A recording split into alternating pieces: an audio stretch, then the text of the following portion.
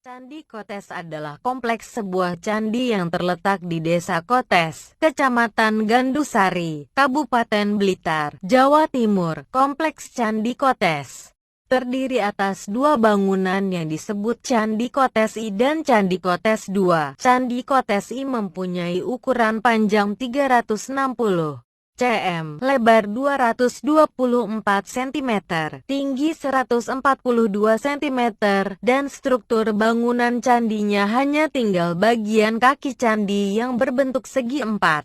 Bangunan candi menghadap ke barat dan pada bagian timur laut candi terdapat pahatan angka 1223 saka di atas kaki candi. Terdapat dua buah altar dan satu miniatur candi. Miniatur candi ini memiliki tiga bagian, yaitu atap candi, tubuh candi, dan kaki candi. Di bagian tubuh candi terdapat pintu gerbang yang menghadap ke arah barat dan di atas pintunya tersebut terdapat hiasan berupa kala, sedangkan di sisi sebelah utara, timur dan selatan tubuh candi terdapat relung-relung semu yang di atasnya juga terdapat hiasan kala. Bagian atap candi berbentuk kubus yang penuh dengan ukiran dan hiasan antifik. Candi Kotes II kondisi bangunannya masih baik dan mempunyai ukuran panjang 754 cm, lebar 537